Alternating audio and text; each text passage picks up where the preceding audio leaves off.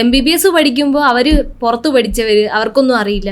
അതേ ആൾക്കാർ തന്നെയല്ലേ PG ചെയ്യാൻ വേണ്ടിയിട്ട് പുറത്തേക്ക് പോവാ.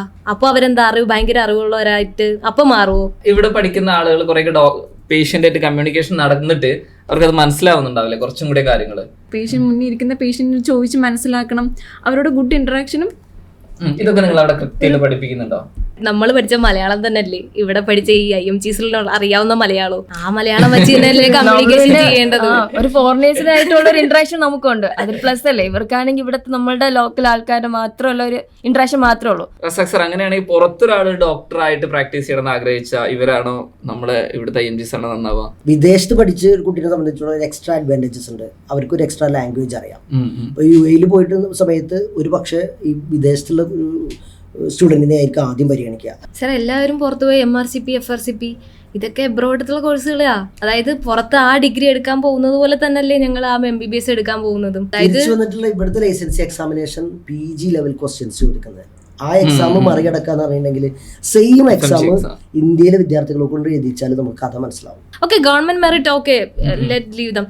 IMGs എന്ന് പറയുമ്പോഴത്തേക്കും ബോത്ത് ആർ ദെയർ. പ്രൈവറ്റിൽ പഠിച്ചവരായാലും ശരി ഗവൺമെന്റ് ആയാലും ശരി, ബോത്ത് ആർ IMGs. അപ്പൊ ഇന്ത്യയിൽ നിന്ന് പോകുന്ന ഒരു വിദ്യാർത്ഥിയും അല്ലെങ്കിൽ വിദേശത്ത് പഠിച്ചൊരു വിദ്യാർത്ഥിയും ഒരു വിദേശത്തെ വിദ്യാർത്ഥിക്ക് ഒരു എക്സ്ട്രാ സ്റ്റെപ്പ് ഒന്നുമില്ല.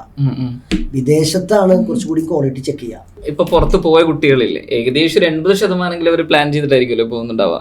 അതിന്റെ ഒരു 30% ഡോക്ടറായിട്ട് വരുന്നുണ്ടോ? അത് ഒരു ഇൻസ്റ്റിറ്റ്യൂട്ട് വൈസാണ് നോക്കേണ്ടത്. നമ്മൾ നോക്കുന്നത് ടോട്ടൽ പാസിംഗ് റേഷ്യോ ആണ്.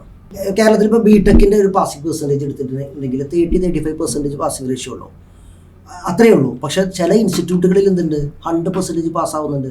അപ്പോൾ നമ്മൾ ഈ 30% ഒന്നും പേടിച്ചിട്ട് ആരും എടുക്കാതിരിക്കുന്നില്ല. നമ്മളെന്താ ചെയ്തത്, ബെസ്റ്റ് ഇൻസ്റ്റിറ്റ്യൂട്ട് ഏതാണ് സെലക്ട് ചെയ്തിട്ട് അവിടെയാണ് പോകുന്നത്.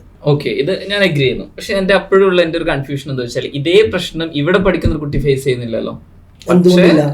സാർ അത് അറിയാത്തത് കൊണ്ടാ. ഇപ്പൊ നമ്മുടെ എക്സ്പീരിയൻസ് പറഞ്ഞാൽ പോലും നമ്മുടെ അവിടെ കാർഡിയോളജി ഇല്ല, പല ഡിപ്പാർട്ട്മെന്റ്സ് ഇല്ല. The students who are studying from that medical colleges also they also don't have enough knowledge about that departments. അല്ലെങ്കിൽ ക്ലിനിക്കൽ സ്കിൽസ് അവിടുത്തെ കുറവായിരിക്കും. അത് നമ്മൾ അറിയുന്നില്ല. പറയുമ്പോ ഇന്ത്യൻ മെഡിക്കൽ ഗ്രാജുവേറ്റ്സ് ആണ്, മെഡിക്കൽ കോളേജ്. അപ്പൊ ഒന്ന് പ്രൈവറ്റ് കോളേജിന്റെ ഒരു കാര്യം നിങ്ങൾ ആലോചിച്ച് നോക്കൂ. പ്രൈവറ്റ് കോളേജ് ആരായാലും എത്രത്തോളം സ്കിൽസ് അവർ ഏൺ ചെയ്തു എന്ന് തന്നെ ഡിപ്പെൻഡ് ചെയ്തിരിക്കും. അതായത് നമ്മുടെ പേഷ്യൻസുമായിട്ട് ഇന്ററാക്ട് ചെയ്തില്ലെങ്കിൽ ഒരിക്കലും അവരൊരു നല്ല ഡോക്ടേഴ്സ് ആവാൻ പറ്റില്ല.